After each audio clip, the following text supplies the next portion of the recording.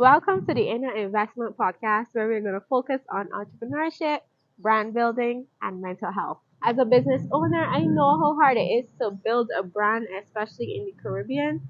So, we're going to focus on building a brand that reflects who you truly are in life. This podcast is for the dreamers, the doers, and the go getters who are ready to take charge of their life and make their dreams a reality. For the first episode, we're going to focus on the relationship between a personal brand and a business brand. So, I've asked a couple of my friends to just give you a better understanding as to who I am and the reflection of my brand in society. Okay, so the first person is Akeem. So, he's a really good friend of mine. I've known him for years.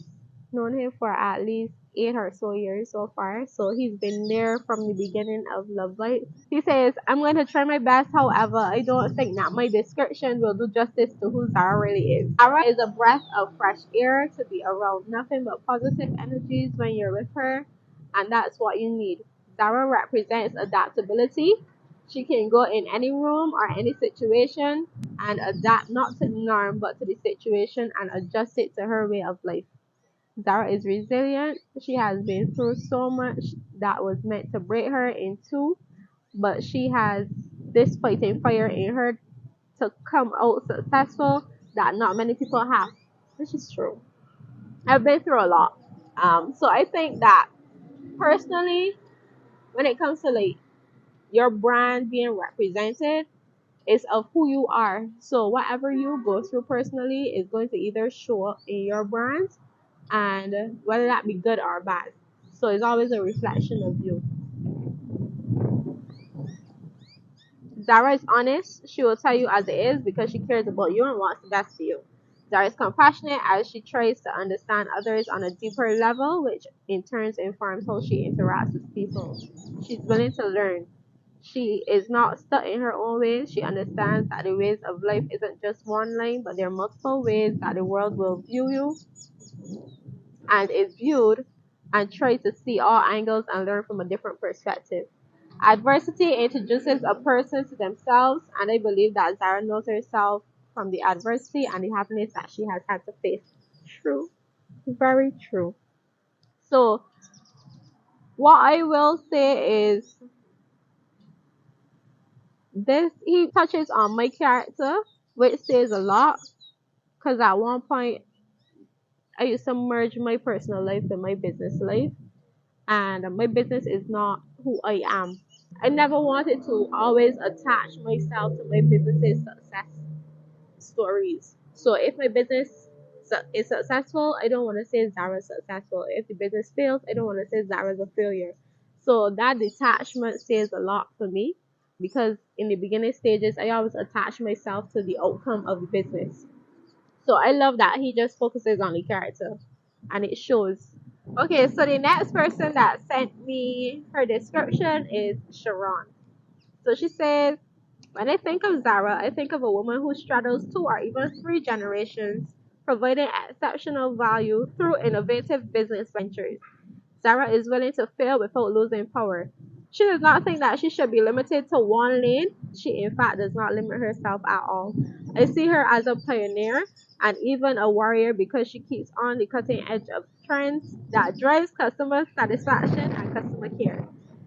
What makes her a warrior, though, is that though she clearly has tried and failed, she continues to fail forward. Not only learning from her missteps, but guiding so many others so that they do not have to. She is truly a trailblazer, and her tenacity over the years to maintain relevancy, passion, and above all consistency is what makes her a one of a kind entrepreneur in her generation. This means a lot because Sharon is much older than I am, and just to see the views and different perspectives of other people makes me think, and I am freedom to talk about anything, even my flaws. And you can see Sharon talks about my failures, and Akim also talks about my failures because they have known the sides of me where I fail and I share with them. And that's why I have this podcast now, so I can also share with you because I am very comfortable with sharing my failures. And whether or not I have learned from them or not, we will figure them out on the way. The last two, first one is Malik. Malik says the definition of a lady: kind, loving, ambitious, persevering, and beautiful inside and out. Zara is a businesswoman who understands no success comes without failure, who doesn't take no for an answer, who is willing to push to any extent to get what is necessary for her to win. To know Zara is a blessing, a true friend. You can't help but love the lady. Beautiful. Appreciate it, Malik. So this next person is someone who is near and dear to my heart. Her name is Elijah, and hers is pretty short as well. But let me just see what she says. Zara is a passionate business professional who is extremely innovative. She can always gas me up. That's for sure. Her curiosity propels of knowledge, as she is constantly interested in learning more. I feel like everybody gets the same drift from me. So like that learning more and always failing. Alright, that says a lot. Zara is not afraid of taking risks once she has a clear vision in mind. She tackles each project, she conceptualizes with clear mind and pivots to best suit the ever changing environment. She is also the definition of a true friend. Over the 20 years of friendship, I can honestly attest that she always has your best interest in mind and genuinely cares about you and wants to see you become the best version of yourself. Her level of discipline to intentional living is one of many things I truly admire about Zara. Aww. Ah, I would not have described myself in such ways, I must say. So this is really an eye opener, and I suggest most of you do that with your friends, just to ask them to give you a description of who you are. That way you'll be able to know what your flaws are, what really shows up the most in your character, in your personality, and get it from different persons, because you may have different friend groups. You are going to get different perspectives, but based on these 5 persons that give me their description of who I am, I can see that they really can tell that I adjust quickly and I don't ever take no for an answer. I won't say that the no's don't get to me, because the no's get to me, but we just move past those emotions. So, this is the first episode of Inner Investment. I wanted to give you guys a deep dive as to who, and for those of you who are new to who I am a business owner.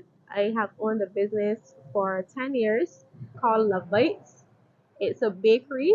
I started out with products, cupcakes, and now I've transitioned into sip and bake. So that transition alone shows how my personal development reflects in my brand. When I started doing the products, I was very stressed out. Was in the bakery alone, just focusing on creating these products and selling them. Even though my creativity really showed, my mental health was not at its highest peak. So I transitioned into the sip and bake, where it can be more interactive. It's more of a social life. It's more about connections, building bonds, and that's where I am right now. So I want you guys to just take this as a reminder that failure is not the end of the road for your business.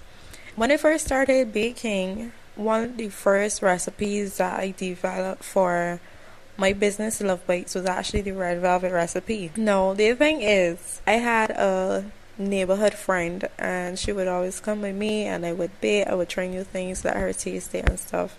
So this one particular day, I decided to do a red velvet cake.